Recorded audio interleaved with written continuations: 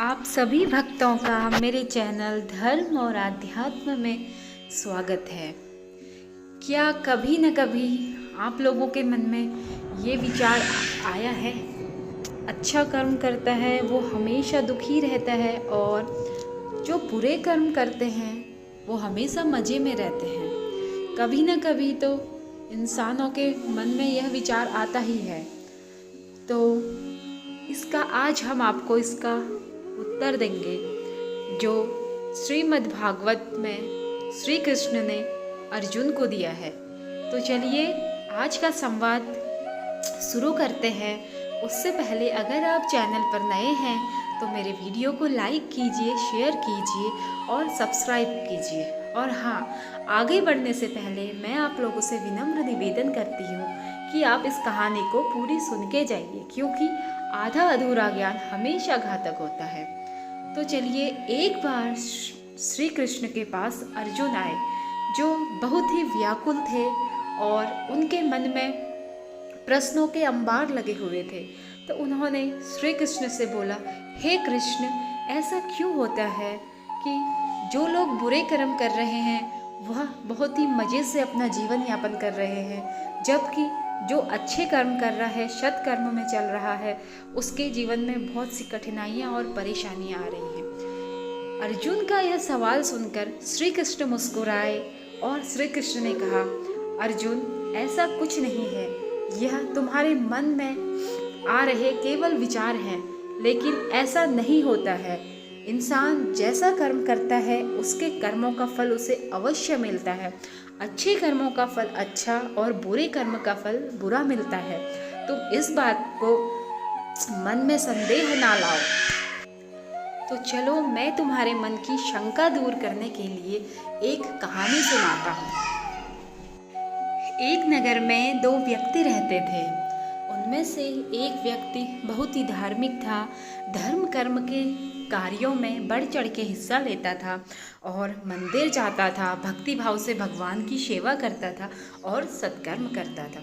वहीं दूसरा व्यक्ति का सत्कर्मों से दूर दूर तक कोई नाता नहीं था। वह मंदिर तो जाता था, किंतु मंदिर में चोरी करने, चप्पलों की चोरी करने और मंदिरों में जो भेंट इत्यादि होती है उसकी चोरी करने जाया करता था। एक बार भारी वर्षा के कारण मंदिर में कोई नहीं आया, सिर्फ पुजारी जी थे। तो चोर ने सोचा कि आज बहुत अच्छा मौका है, मैं मंदिर में जाता हूँ और जो मंदिर में जेवर, दान दक्षिणा जो भी है उसको लेकर आता हूँ। चोर चोरी के इरादे से गया और अपना काम पूरा करके वापस लौट गया। जब वह वापस लौट रहा था तो उसको किसी ने नहीं देखा, लेकिन दुर्भाग्यवश जब अच्छा व्यक्ति जो धर्म कर्म करता था वह भी उस टाइम पर मंदिर में गया और पुजारी ने उसे चोर समझकर पकड़ लिया और उसकी लात घूंसों से पिटाई करके उसको अचेत कर दिया।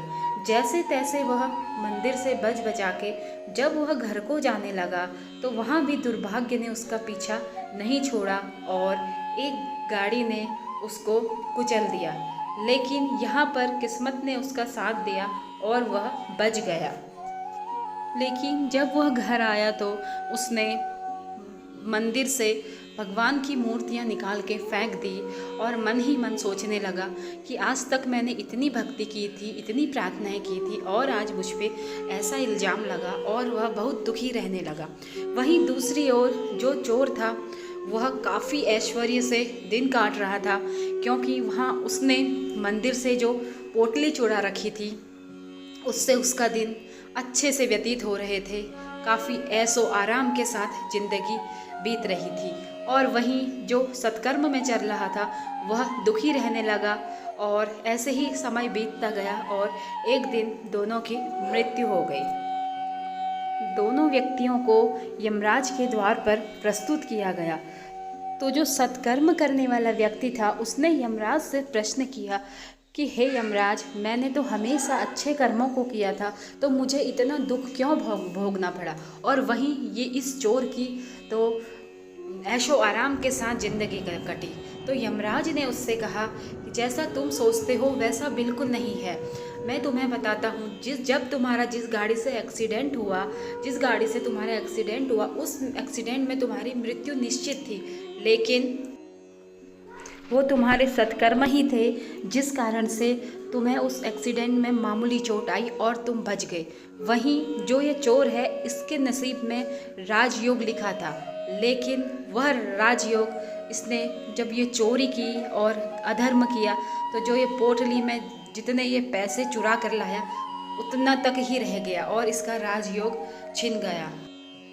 तो बिना इस शंका के साथ कि अच्छा कर्म करने वाले के साथ बुरा होता है और बुरे करने वाले के साथ अच्छा, बिना इस शंका के साथ हमने हमेशा अच्छे कर्म सत्कर्म करने चाहिए, क्योंकि सत्कर्म जो करता है उसके साथ हमेशा भगवान देते हैं और उसका हमेशा भला होता है। तो श्री कृष्ण ने अपनी कहानी पर विराम लगाते हुए अर्जुन से पूछा, अर्जुन, अब तुम्हारी शंका दूर हुई या नहीं? अर्जुन ने मुस्कुराते हुए बोला, हे कृष्ण, जिसकी शंका आप दूर करें उसके मन में फिर कैसी शंका रह सकती है। तो चलिए आज की वीडियो का यहीं पर समापन करती हूँ। अगर वीडियो पसंद आई तो लाइक कीजिए, चैनल पर नए हैं तो सब्सक्राइब कीजिए और कमेंट में जय श्री कृष्ण लिखना ना भूलिए। जय श्री कृष्ण, जय राधे राधे।